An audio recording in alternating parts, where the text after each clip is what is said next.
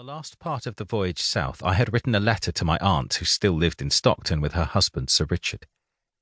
She had proved an unlikely benefactor.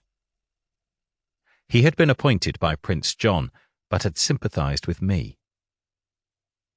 The castle was gone. It had been destroyed on the orders of John Lackland. The hall remained, and so long as it stood, I still had a home to which I could return. I told my aunt my news and where I was. It did not matter if others knew. I was hiding no longer. For the first time in my young life, I would be fighting for a cause in which I believed, the restoration of my family's lands. La Flèche had grown since Empress Matilda had first given it to my great-grandfather, the warlord. Much of that was to do with Sir Leofric, who had been the first Castellan. His son and his grandson had served us well. I knew little about Sir Philip. He had been an ocean away when I was growing up. When we tied up, I took Foetter and Robert of La Flèche with me. My man-at-arms had come to me from this manor and would be my guide. Sir William, have the chests and horses landed while I go to the castle. Captain, I have a letter for you to take to Stockton. When I return, I will pay you for your troubles. They both gave a slight bow. My wife and her ladies came on deck. Do we not go with you too, husband?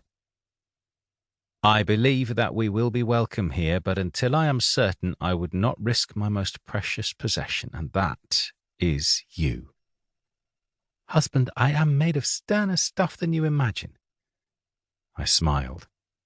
Then supervise Sir William so that our goods are landed safely.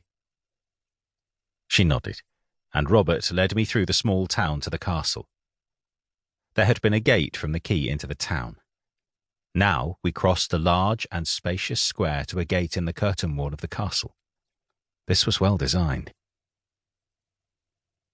An ancient sentry stood on guard there. My livery made him wrinkle his brow. He did not recognise it.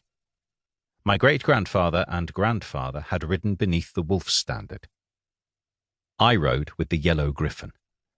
I was not certain if my father had ever visited here. He did, however, recognise Robert. He grinned. My old friend, I thought you long dead. No, although I have travelled far and seen many dead, I have survived. This is Sir Thomas of... He hesitated. I smiled. I know, Robert, this is hard for us all. I am Sir Thomas, formerly of Stockton. I am the heir of the warlord. Is Sir Philip at home? I would speak with him. Of course, my lord. Now I recognise the surcoat. Forgive me. When I saw Robert, I should have known. I will take you to him. He led us into the gatehouse and then the inner ward. The keep was a solidly built square one. It was at the far end of this triangular castle. The outer wall joined the town wall. La Flèche had a wall on 3 sides and a river on the 4th. The sentry banged on the door of the great hall and then opened it. He did not get the chance to speak, for Sir Philip recognised my livery. You must be Sir Thomas. Welcome to your home. Lady Ruth wrote to me and told me of your troubles. Know that I am aware of my duties. This castle and the manor are yours. I clasped his arm. Sir Philip was not just an old man, he was an old and sick man.